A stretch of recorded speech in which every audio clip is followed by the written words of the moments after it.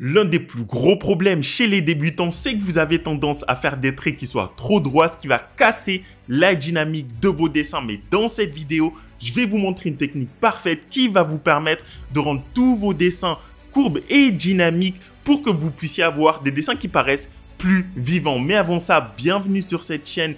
Moi, c'est Smaël d'Artcademy Atelier et j'espère que vous allez bien. Ici, vous allez apprendre tout ce que vous devez savoir sur les bases du dessin. Mais si vous voulez en savoir beaucoup plus et faire des dessins réalistes, allez sur mon site artcademyatelier.fr et vous aurez un panel de formations sur le portrait, la perspective, le corps humain, l'anatomie et la mise en valeur par le crayon et le fusain pour avoir beaucoup plus de choses à apprendre et aller beaucoup plus loin dans le dessin.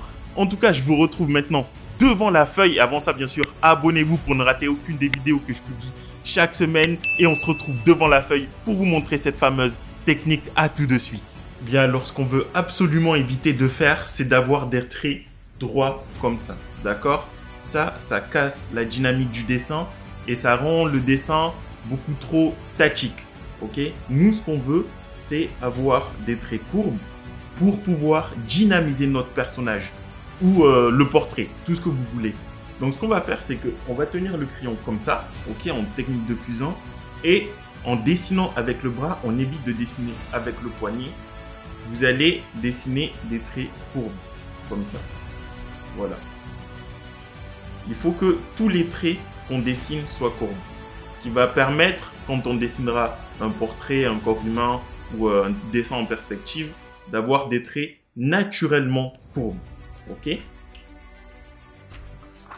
De cette façon, toutes mes lignes, je fais ça, hop.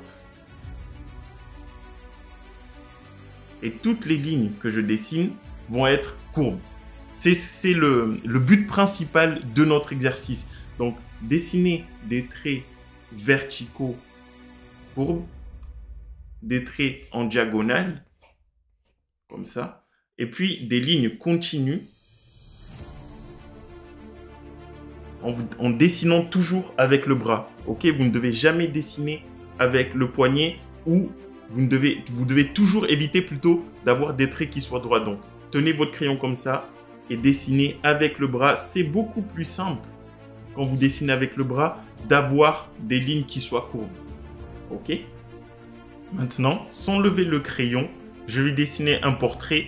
Je veux pas que le dessin soit réaliste. Je veux juste que la ligne soit courbe et dynamique, ok? Donc, je démarre, je vais dessiner des ronds, ok? Les ronds, ça va me permettre de pouvoir approcher le dessin de façon dynamique.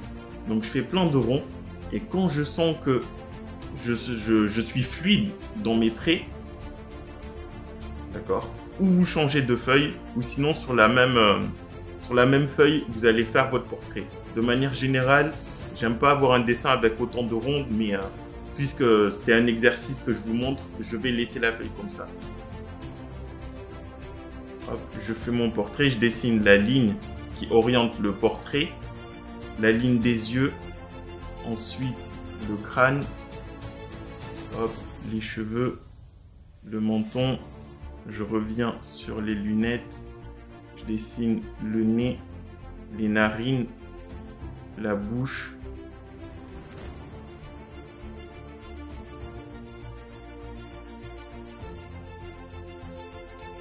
hop. Je fais en sorte qu'on voit un peu mieux les lunettes, la ligne des lunettes, je reviens un peu sur les narines, hop, la bouche, voilà, tout simplement, en quelques secondes. D'accord? J'ai pas besoin que le portrait soit totalement bien proportionné. Je n'ai pas besoin que le portrait respecte toutes les règles de l'anatomie et des proportions d'un portrait ou d'un corps humain. Ce que je veux, c'est obtenir des lignes courbes et qui soient dynamiques pour que tous mes dessins le restent aussi. Et en fait, ça doit devenir naturel. Faites-en plein pour que ça devienne plus naturel et que ça devienne un automatisme.